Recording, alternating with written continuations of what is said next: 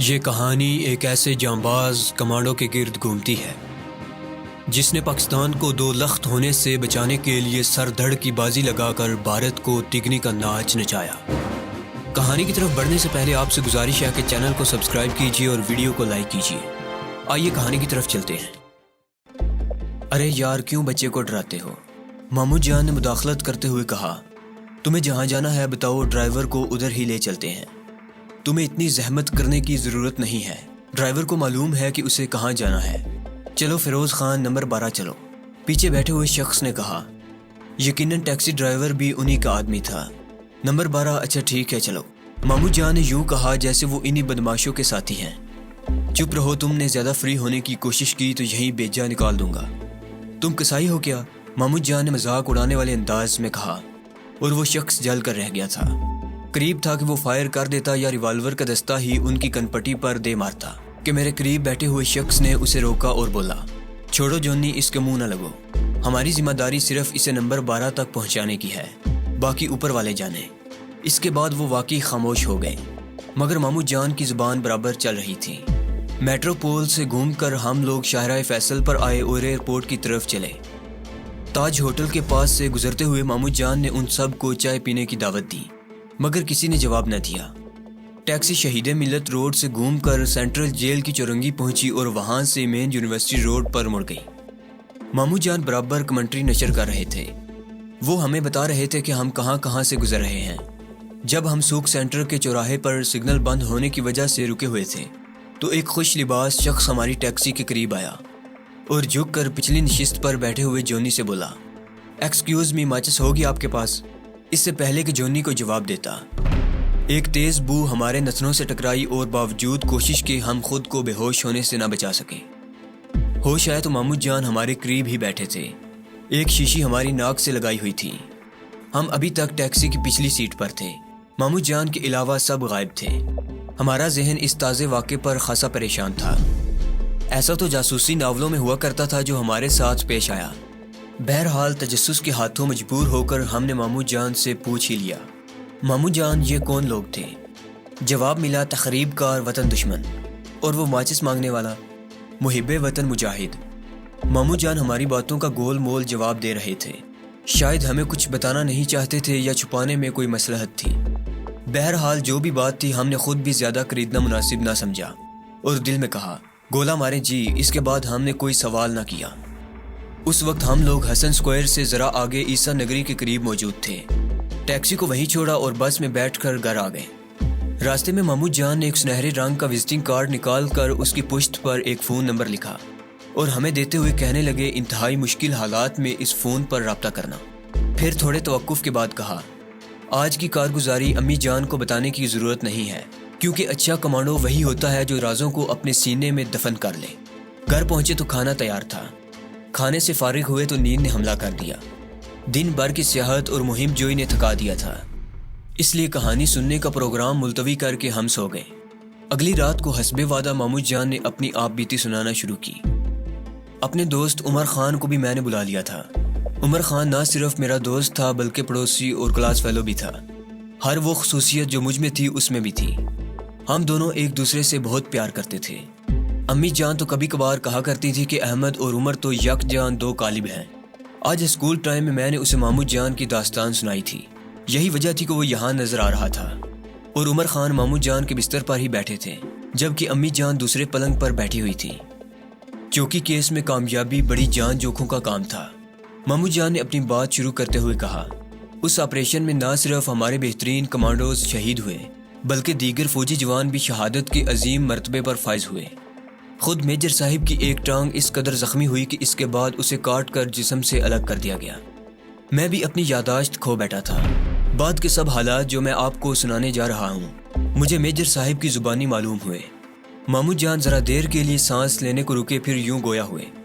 انہوں نے بتایا کہ چوکی کیس میں آخری اور کامیاب حملے کے دوران میں جب میں نے اسلحے سے بھرے ہوئے ٹرکوں اور کمانڈو 1 نے اسلحے کے ڈپو کو تباہ کیا تو بے شمار چھوٹے بڑے بم زبردست دھماکوں سے پھٹے تھے۔ دشمن کے سینکڑوں فوجی ہلاک یا زخمی ہوئے اور کمانڈو 1 بھی شہید ہو گیا۔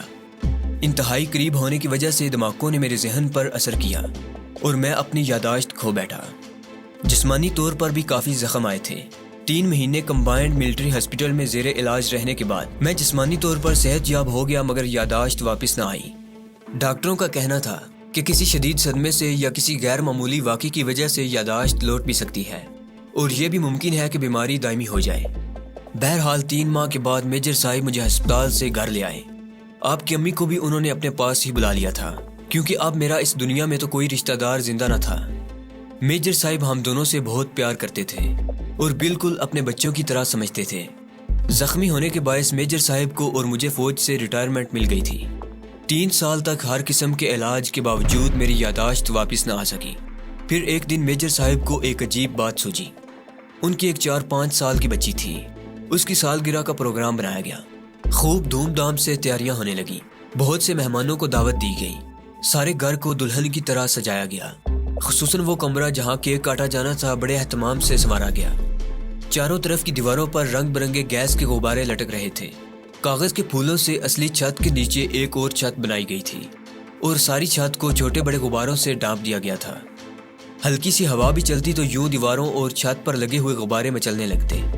یوں محسوس ہوتا جیسے ہزاروں پریاں رقص کر رہی ہوں۔ کمرے کے درمیان میں بڑی سی میز پر کیک رکھا تھا، جس پر 5 موم بتیاں جل رہی تھیں۔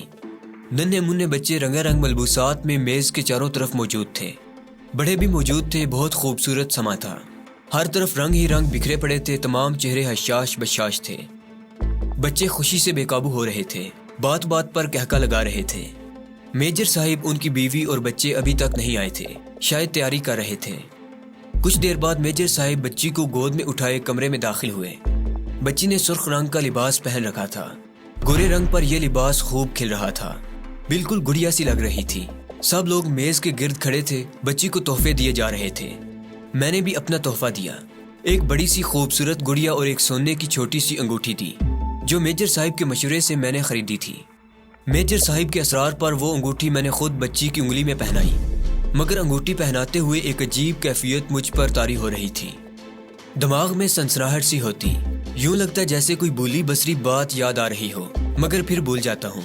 میجر صاحب میری حالت دیکھ رہے تھے۔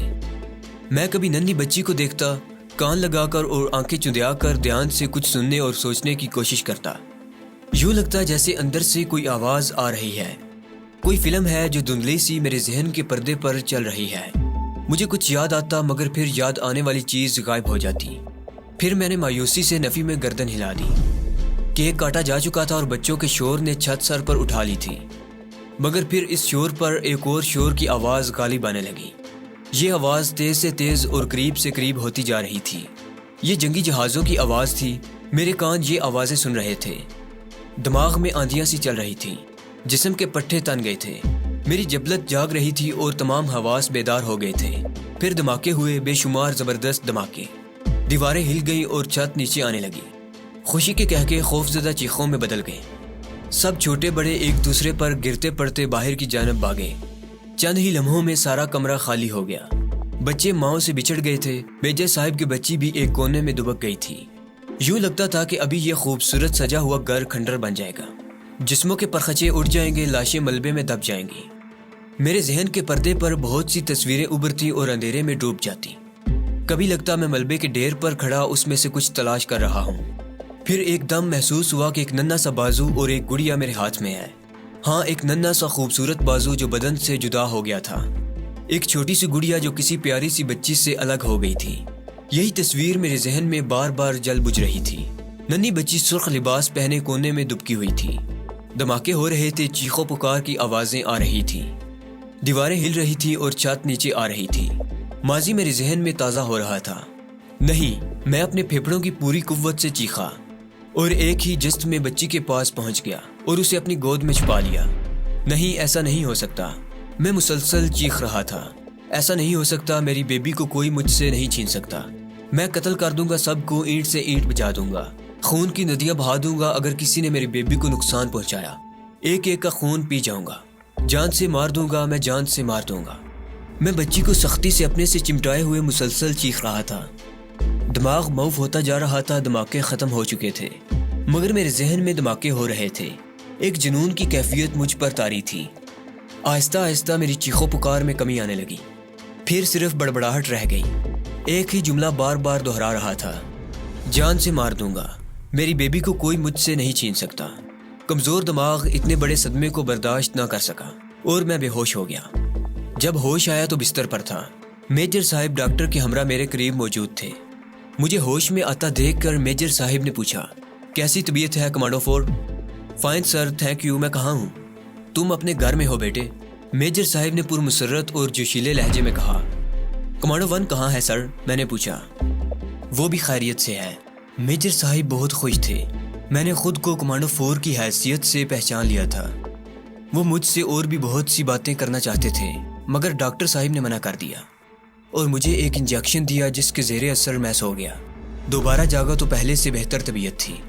मेरी यादाश्त वापस आ चुकी थी, मगर जहनी कमज़ोरी बाकी थी। मेजर साहिब बहुत खुश थे।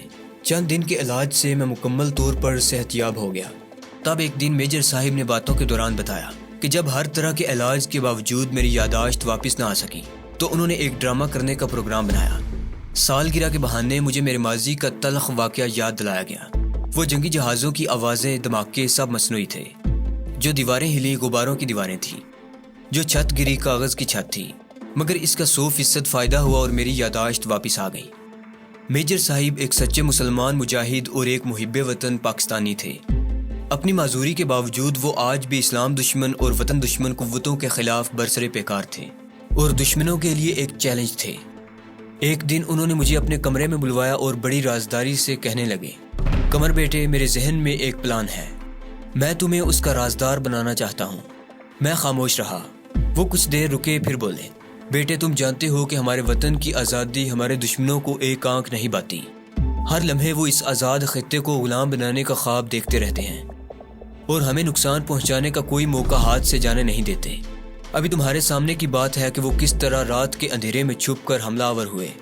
उनके जनरल का ख्याल था कि वो सुबह का नाश्ता लाहौर में आकर करेगा, लेकिन अल्लाह का एहसान है और तुम जैसे मुजाहिदों की बेलौस कुर्बानियों का समर है कि वो अब सारी उम्र लाहौरी नाश्ते को तरसता रहेगा। लेकिन बेटे, मैं जानता हूँ कि ज़ख्मी सांप और ज़्यादा ख़तरनाक होता है। मेजर साहिब ने पहलू बदलते हुए कहा, मगरबी पाकिस्तान में इबरतनाक शिकस्त खाने के बाद इंडिया कभी भी आराम से नहीं बैठेगा और उनका अंदाता रूस उसे आराम से बैठने भी नहीं देगा। वो ज़रूर दोबारा हमला करेगा, मगर इस दफ़ा ज़रा सोच समझ कर और संभल कर हमलावर होगा। हमें उसके आइंदा हमले को रोकने के लिए पेशबंदी करना होगी। अब मैं फ़ौज में नहीं हूँ, तुम भी फारिग हो चुके हो और मैं नहीं चाहता कि तुम दोबारा फ़ौज में जाओ। दुनिया को कभी मालूम नहीं होना चाहिए कि तुम्हारी यादाश्त वापस आ चुकी है। अभी तक मुझे मालूम है या डॉक्टर अशरफ को, लेकिन अशरफ मेरा दोस्त है, हमराज है, वो किसी को कभी नहीं बताएगा। मेजर साहिब ज़रा देर सांस लेने को रुके। दरअसल बात यह है कि मौजूदा हालात के बारे में मेरा तज्जिया है कि दुश्मन हमारे अवाम में बेचैनी पैदा कर रहा है, ख़ास तौर पर मशरक़ी पाकिस्तान के अंदर। मुझे यूँ लगता है कि अब मशरक़ी पाकिस्तान में जंग लड़ी जाएगी, इंतहाई ख़तरनाक जंग। मैं समझ नहीं पा रहा हूँ कि दुश्मन किस अंदाज में हमलावर होगा, लेकिन ये यकीन है कि इस मरतबा मैदानी जंग मशरक़ी पाकिस्तान होगा। मैं ये चाहता हूँ कि तुम वहाँ जाओ और देखो कि दुश्मन क्या खेल खेल रहा है और हम किस तरह उसकी चालों का तोड़ कर सकते हैं। वहाँ मेरा एक दोस्त है ढाका में, अबुल खैर नाम है उसका, बहुत बड़ा बिजनेसमैन है, तुम्हारा हर तरह से साथ देगा। तुम उसे मेरा ख़त देना, कल ही यहाँ से रवाना हो जाओ, सीट वगैरह रिजर्व करा दी गई है। मेजर साहिब ने बात ख़त्म करते हुए जवाब तलब निगाहों से मेरी तरफ देखा। ठीक है मेजर साहिब, मैं ज़रूर जाऊँगा और आप यकीन रखें कि जब तक मेरे जिस्म में लहू का एक कतरा भी बाकी है, जब तक ये सर इस बदन पर है और सांस की आमदोरफ्त जारी है, मैं पाकिस्तान के दुश्मनों से लड़ता रहूँगा। इसकी सालमियत के खिलाफ उठने वाले हर हाथ को तोड़कर दम लूँगा इंशाअल्लाह। इंशाअल्लाह, मुझे तुमसे यही उम्मीद थी बेटे। मेजर साहिब ने खुशी से कहा, हम अल्लाह के बंदे हैं और हमारा ईमान है कि हाकम सिर्फ़ और सिर्फ अल्लाह की ज़ात है। हमें इंसानों को इंसानों की ग़ुलामी से निकालना है और सिर्फ एक अल्लाह की बंदगी में देना है। यही हमारी ज़िंदगी का मकसद है और इस मकसद के हुसूल के लिए हमारे बुजुर्गों ने लाखों की तादाद में जानों का नजराना पेश करके ये अर्ज़ पाक हासिल की है। ये दुनिया में दूसरा मदीना है जो सिर्फ अल्लाह के कानून के निफाज के लिए हासिल किया गया है। इसका दर्जा हमारे नज़दीक किसी मस्जिद से कम नहीं है। तुम जाओ, अल्लाह तुम्हारा हामी व नासिर हो। मेजर साहिब ने एक नई रूह ईमानी मेरे अंदर फूंक दी थी। मैं उनके कमरे से निकला और अपने बेडरूम में आ गया। उस रात नींद भी अच्छी तरह ना आ सकी। अगले दिन मैं तैयारी करके एयरपोर्ट पहुंचा और ढाका रवाना हो गया। वो 6 जून 1969 का दिन था। جب میں ڈھاکہ ایئرپورٹ سے باہر نکلا تو ایک عجیب منظر نظروں کے سامنے تھا۔ دبلے پتلے کالے کالے لوگ انتہائی میلے لباس پہنے ادھر ادھر گھوم رہے تھے۔ مزدوروں اور عام آدمیوں کے چہروں سے نکاہت جھلک رہی تھی۔ ان کی ہر ادا سے محسوس ہوتا تھا کہ یہاں غربت کا راج ہے۔ میں مغربی اور مشرقی پاکستان کے اس تضاد پر حیران رہ گیا۔ بہرحال ایئرپورٹ کے احاطے سے باہر نکلا اور ٹیکسی میں بیٹھ کر ابو الخیر صاحب کے مکان پر پہنچا۔ انہوں نے میجر صاحب کا دیا ہوا خط پڑھا اور بڑے جوشیلے انداز میں مجھ سے بغلگیر ہو گئے۔ معلوم نہیں میجر صاحب نے اس میں کیا لکھا تھا، لیکن اندازہ ہو رہا تھا کہ خط میری تعریف سے بھرا ہوا ہے۔ ابو الخیر صاحب ایک ادھیڑ عمر کے آدمی تھے، مگر صحت بہت اچھی تھی۔ کئی زبانوں پر عبور تھا اور بالکل اہل زبان کی طرح بولتے تھے۔ مجھے وہ اپنے ساتھ گھر کے اندر لے گئے اور ڈرائنگ روم میں بٹھایا۔ ذرا سی دیر میں کولڈ ڈرنکس بھی آ گئیں۔ پینے کے دوران میں باتیں بھی جاری تھیں۔ خیر صاحب نے کہا، قمر بیٹے، میں تمہیں بیٹا ہی کہوں گا۔ تمہیں جس چیز کی ضرورت ہو مجھے بتا دینا، 1 گھنٹے کے اندر اندر وہ چیز تمہیں مل جائے گی، سوئی سے لے کر ہوائی جہاز تک۔ جو چاہیے ہو بلا تکلف مانگ لینا، یہ تمہارا اپنا ہی گھر ہے۔ میں نے مسکراتے ہوئے اس بات میں گردن ہلائی۔ تم ابھی مشرقی پاکستان میں نئے آئے ہو، اس لیے ذرا گھوم پھر کر دیکھو، خوب سیر کر لو، بعد میں تمہیں ایک عظیم کام کے سلسلے میں مصروف ہو جانا ہے۔ خیر صاحب بھی بالکل میجر صاحب کی طرح تھے، انتہائی پیار کرنے والے شخص۔ میں ان سے ایک ہی دن میں اتنا قریب ہو گیا کہ اجنبیت کا احساس جاتا رہا۔ 2 ماہ تک میں نے خوب سیر کی، ڈھاکہ سے کومیلا اور چٹا گانگ تک، شمال میں میمن سنگھ، رنگ پور اور سید پور تک، جنوب میں راج شاہی، جیسور، کھلنا اور شمال مشرق میں سلہٹ تک کا علاقہ دیکھا۔ وہاں کے لوگوں سے ملا، ان کے رہن سہن کے طریقے دیکھے، سیاسی حالات کا اندازہ کیا۔ یہ دیکھ کر میرا دل بہت دکھا کہ ہندوستان کا سازشی ذہن عوام کے اندر مغربی پاکستان اور وہاں کے رہنے والوں کے خلاف نفرت کے جذبے کو ہوا دے رہا ہے۔ کئی جگہ میں نے محسوس کیا کہ کئی بھوکی نگاہیں نفرت کا زہر لیے ہوئے مجھے گھور رہی تھیں۔ ایک بات ان کے ذہن میں بٹھائی جا چکی تھی کہ مغربی پاکستان نے مشرقی پاکستان کو غلام بنا رکھا ہے اور وہ عرصہ دراز سے ان پر حکومت کر رہا ہے۔ مجھے کئی لوگوں سے آزاد بنگلہ دیش کے بارے میں سن کر بھی حیرت ہوئی۔ علیحدگی پسند عناصر بہت شد و مد سے اپنا کام کر رہے تھے۔ عوام پر ایک عجیب کیفیت طاری تھی، خوف و ہراس اور بے چینی کی کیفیت۔ کچھ لوگ پاکستان کے خیر خواہ اور وطن دوست بھی ملے، جو مشرقی اور مغربی پاکستان کو ہمیشہ ایک دیکھنا چاہتے تھے، مگر ان کے حوصلے بھی کچھ جوان نہیں تھے۔ بہرحال 2 ماہ بعد سیر اور معلوماتی دورے سے میں واپس آیا تو مشرقی پاکستان کے بارے میں بہت کچھ جانتا تھا۔ بنگلہ زبان سیکھنے کی انتہائی کوشش کی اور تھوڑی بہت شدھ بدھ حاصل ہو گئی۔ بات سمجھ میں آ جاتی مگر اپنا مدعا بیان نہیں کر سکتا تھا۔